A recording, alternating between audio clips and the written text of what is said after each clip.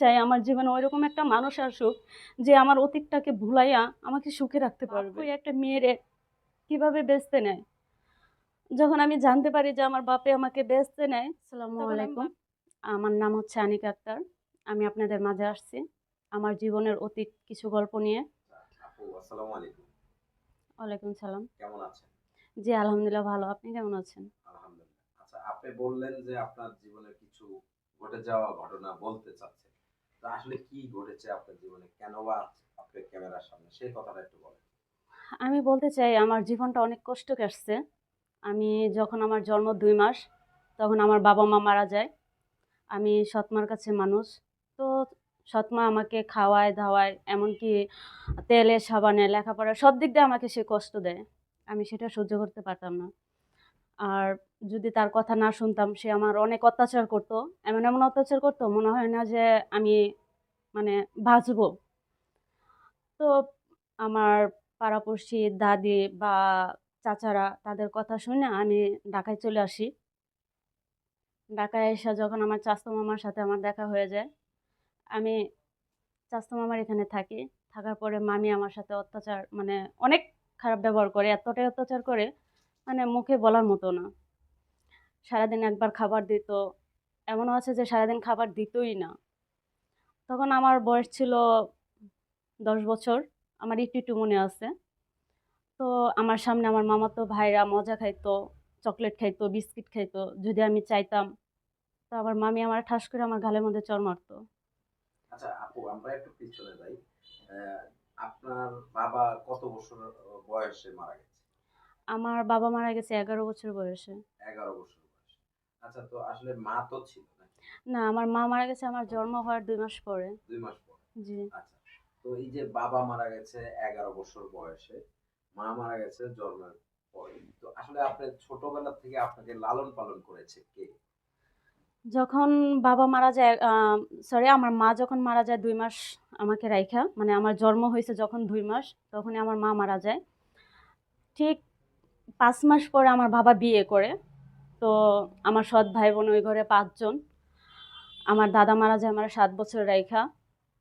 দাদা মারা যাওয়ার পর সৎ মা আমাকে আরো অনেক অত্যাচার করে, বাবা অত্যাচার করে, লেখাপড়া করায় না, ঠিকমতো মাথায় তেল দিতে দিত না। মানে খাওয়া-দাওয়ায় অনেক কষ্ট দিত। এক কথায় বোঝা যায় যে উনি আমার বাপ না।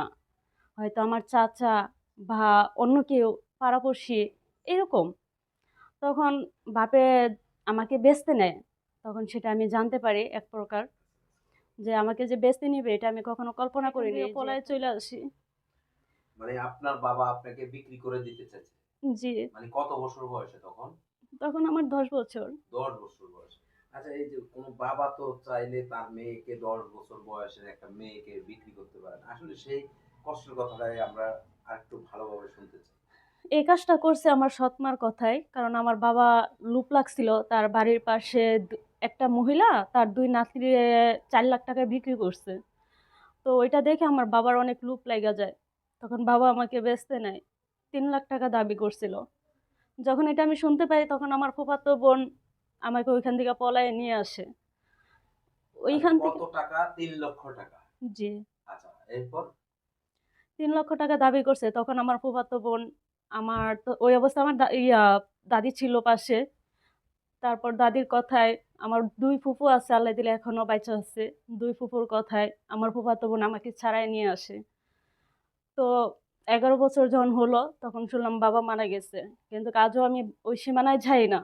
আমি নিজের মতো জীবনযাপন করতেছি অনেক কষ্ট করে। এই আজ মামার লাত্তি উষ্টা খাচ্ছি, মামির লাত্তি উষ্টা খাচ্ছি, দাদিদের লাত্তি উষ্টা খাচ্ছি। এমনকি ফুফুদের অত্যাচারেও ভুগতেছি। আচ্ছা, এই যে সবার আ আ অত্যাচারে আসলে এখন আপনার বয়স কত? এখন ২৪ চলে। ২৪। তো এখন আসলে কি অবস্থানে আছেন? কার কাছে আছেন? সেই কথাটা একটু বলেন। এখন আমি একাই আছি। আমি নিজের সাথে নিজে যুদ্ধ করে বাঁচতেছি। কোন দিকে আমি আর পারতেছি না এই যুদ্ধের সাথে লড়াই করতে। এখন আর পারতেছেন না। আচ্ছা, বাবা কি এখনো আছে? না, বাবা মারা গেছে। ১১ বছর বয়সে বাবা মারা গেছে। ১১ বছর বয়সে। আচ্ছা, এই যে বাবা বিক্রি করে ফেলতে চেয়েছে, সেই কথাটা আসলে একটু ডিটেইল আকারে যদি বলতেন যে আসলে মানে কত টাকার বিনিময়ে আপনাকে আপনার বাবা বিক্রি করতে চেয়েছে? 3 লাখ টাকার বিনিময়ে। একটু আবার বলেন না যে আসলে কি কারণে বিক্রি করতে চেয়েছে? আমার বাবার মানে যে শ্বশুরবাড়ি আছে আমার সৎমার বাপের বাড়ি, ওইখানে এক মহিলা তার ২ টা নাতিরে বিক্রি করছে আপনার ৪ লাখ টাকা দিয়ে। ওইটা দেখে আমার বাবার লোভ লাইগা গেছে। তখন সৎমা বলছে আমাকে বিক্রি করে দিতে। সৎমার কথা শুইনা আমার বাবা আমাকে নিয়ে হেরে বিক্রি করে দেয়। কোনো বিক্রি করতে পারে নাই। দাম করছে, শুনছি, সবকিছুই শুনছি।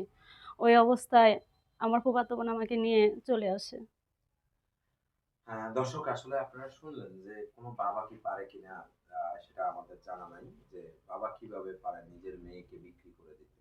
আসলে আমরা তো যতটুকু জানি মেয়েদেরকে বিক্রি করে পতিতালয়। আপনাকে আসলে কোন জায়গায় বিক্রি করতে চেয়েছে সেইটা একটু আমি সেটা জানি না। তখন আমি খুবই ছোট ছিলাম। আচ্ছা সেটা জানেন না। দর্শক আপনারা শুনলেন তো আসলে এই যে এখন মূলত আপনি ক্যামেরার সামনে আসছেন কি শুধু জীবনের গল্পটা বলতে না আরো কিছু আপনার চাওয়া পাওয়া আছে? আমি আসছি আমার জীবনের গল্পটা শুনতে বা বলতে বা সবাই শুনুক, সবাই জানুক। আমি চাই আমার জীবনে ভালো একজন ছেলে আসুক, যে আমাকে কষ্ট না দিবে। আমি জীবনে যা কষ্ট পাইছি, এগুলা থেকে আমি মুক্ত হতে চাই। এগুলা থেকে আমি আমার সারাদিন একবার খাবার দিক, তারপরেও আমি একটু সুখে থাকতে চাই। একটু সুখে থাকতে চান। আসলে কেমন ছেলে চাচ্ছেন, কেমন বয়সের চাচ্ছেন সেটা একটু যদি বলতেন। আমি এখন যতটুকু বুঝি বাংলাদেশের কোনো ছেলেরাই মেয়েদের কষ্ট বুঝে না। যদিও সেটা প্রবাসী ছেলে ছাড়া সম্ভব না। একমাত্র প্রবাসী ছেলেরাই জানে যে মেয়েদের কষ্টটা কী বা মেয়েরা কতটুকু কষ্ট করে থাকে। তো আমি আমার লাইফে আমি প্রবাসী ছেলে হোক তার ৪০ বছর, ৫০ বছর তাতে আমার কোনো আপত্তি নেই। তবে আমি একজন প্রবাসী ছেলেকেই বিয়ে করতে চাই। আচ্ছা এই যে ৪০-৫০ বছরের একটা লোকের কাছে বিয়ে বসে আপনার বয়সটা কত সেটা একটু বলেন তো? আমার বয়স ২৪। ২৪। তো এই যে ২৪ বছর বয়সে আপনি ৪০-৫০ বছরের লোকের কাছে বিয়ে বসে কি পাবেন? আমি কি পাবো সেটা আমি জানি না। তবে আমি একটু ভালোবাসা চাই, যেটা আমি আমার ফ্যামিলির থেকে পাই নাই। যেটা আমার ফ্যামিলি থেকে আমি বঞ্চিত হয়েছি। আদর বলেন, ভালোবাসা বলেন, ঠিকমতো খাওয়া-দাওয়া বলেন, এগুলো আমি কিচ্ছুই পাই নাই। আচ্ছা তো আসলে মেয়েদের তো সব মেয়েরাই চায় একটু স্বামীর সুখ, স্বামীর আদর, ভালোবাসা। তো ৪০-৫০ বছরের লোক কি আপনাকে সেভাবে আদর ভালোবাসা দিয়ে রাখতে পারবে? মানুষের জীবনে বেঁচে থাকতে হলে সবকিছুরই প্রয়োজন আছে। যেমন টাকা পয়সারও প্রয়োজন আছে, ভালো সঙ্গীও প্রয়োজন আছে। এখন আপনি মূলত চাচ্ছেন কোনটা? আমার আমি তো বললাম ৪০-৫০ বছর হইলেও সমস্যা নাই। কোন দিক আমি আমার যতটুকু ধারণা যে সেও তো ভালোবাসতে জানে। তারও তো একটা মন আছে। সে যতটুকু ভালোবাসবে এতটুকুই আমার জন্য যথেষ্ট। কারণ আমি তো কখনো ভালোবাসা পাইনি।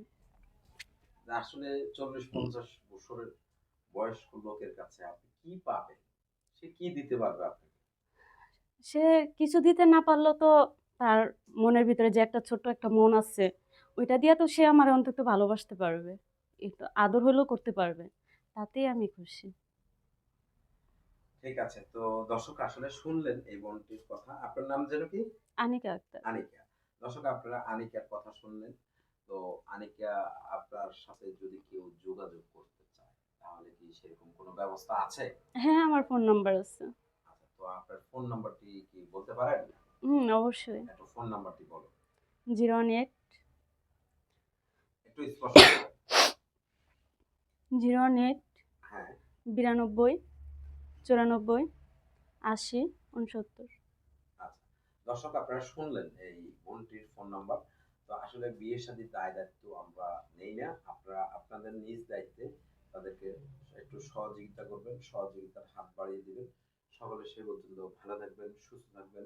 দেখা হবে অন্য কোথাও, অন্য কোনো জীবনের গল্পে।